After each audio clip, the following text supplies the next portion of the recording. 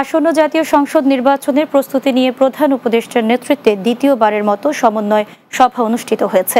সোমবার সকালে রাষ্ট্রীয় অতিথি ভবন যমুনায় প্রধান উপদেষ্টার সঙ্গে আইনশৃঙ্খলা বাহিনী সহ গুরুত্বপূর্ণ অংশীজনদের বৈঠক থেকে এ নির্দেশনা দেন তিনি। এছাড়া আর্মি, পুলিশ, স্থানীয় প্রশাসনের মধ্যে কোঅর্ডিনেশন বাড়ানো সহ আগামী নির্বাচনকে সামনে রেখে প্রশাসনের রদবদলের কথাও জানিয়েছেন প্রধান উপদেষ্টা অধ্যাপক ডক্টর মোহাম্মদ ইউনূস। বিস্তারিত বুলবুল আহমেদের প্রতিবেদনে।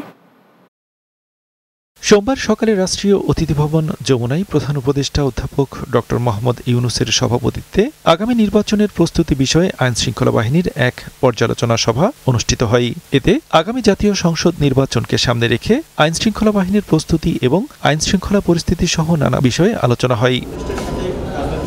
পরে দুপুরে রাজধানীর ফরেন সার্ভিস একাডেমিতে সংবাদ সম্মেলনে সভার বিস্তারিত তুলে ধরে প্রধান উপদেষ্টার প্রেস উইং।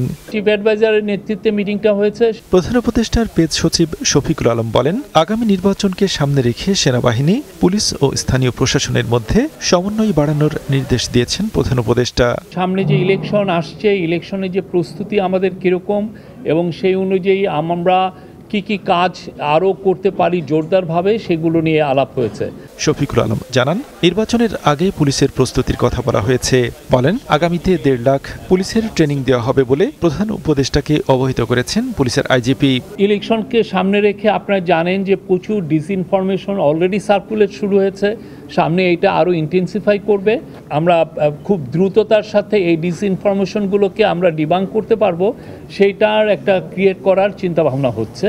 এছাড়া আগামী জাতীয় সংসদ নির্বাচনকে কেন্দ্র করে প্রশাসনের প্রয়োজনে রদবদলের ব্যাপারে আলোচনা হয়েছে বলেও জানান প্রধান উপদেষ্টার উপপ্রেস সচিব আজাদ মজুমদার। প্রশাসনে একটা রদবদল আসন্ন, এই রদবদলটা কী প্রক্রিয়ায় হবে সেটা নিয়ে আলোচনা হয়েছে।